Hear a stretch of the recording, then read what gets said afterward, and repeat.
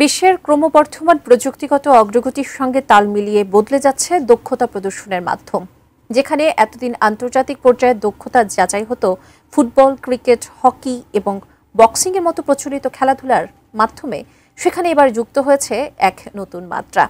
দক্ষতা প্রদর্শনের জন্য বিশ্বে প্রথমবারের মতো আন্তর্জাতিক ড্রোন টুর্নামেন্টের আয়োজন শুরু হয়েছে রাশিয়ায়। বিস্তারিত শিহাব ইসলামের ডেস্ক রিপোর্টে। বিশ্বের প্রথম আন্তর্জাতিক বেসামরিক ড্রোন টুর্নামেন্টের আয়োজন করেছে রাশিয়া। গত 7 আগস্ট রাজধানীর মস্কোতে শুরু হয়েছে এই ব্যতিক্রমী প্রতিযোগিতা। চলবে আগামী 17 আগস্ট পর্যন্ত।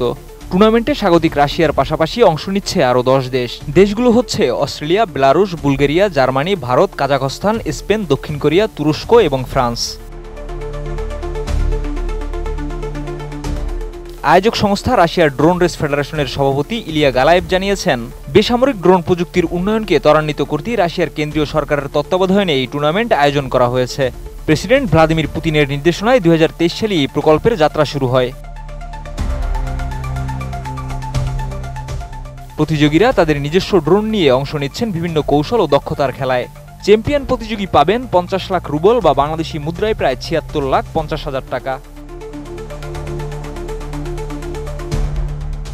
রাশিয়ার সরকারি টেলিভিশন আইটিকে দেওয়া এক সাক্ষাৎকারে গালায়েভ আরও বলেন, এই টুর্নামেন্ট শুধু একটি প্রতিযোগিতা নয়, বরং এটি বেসামরিক ইউএভি প্রযুক্তির আধুনিকতার পরিচয় দেওয়ার একটি গুরুত্বপূর্ণ মঞ্চ। একই সঙ্গে এটি রাশিয়ার ড্রোন শিল্পের জন্য ইতিবাচক বার্তা বহন করবে। সব মশার বিরুদ্ধে সুরক্ষা দিতে এলো বসুন্ধরা এক্সট্রিম অ্যারোসল, মশার বিরুদ্ধে এক্সট্রিম সুরক্ষা। এছাড়া রাশিয়ার প্রেসিডেন্ট পুতিন ইতিমধ্যেই ড্রোন প্রযুক্তিকে বিশেষ গুরুত্ব দিয়েছেন। তার নির্দেশে দেশের বিশ্ববিদ্যালয়গুলোতে চালু হয়েছে ড্রোন তৈরি ও পরিচালনার উপর বিশেষ কোর্স। চলতি বছরের মে মাস থেকে স্কুল শিক্ষাক্রমেও যুক্ত হয়েছে ড্রোন বিষয়ক পাঠ্যসূচি। বিশ্বের অদূর ভবিষ্যৎ যে প্রযুক্তির হাতেই নির্ধারিত হবে তা ক্রমেই স্পষ্ট হয়ে উঠছে এমন সব ব্যতিক্রমী চিন্তাধারার মাধ্যমে।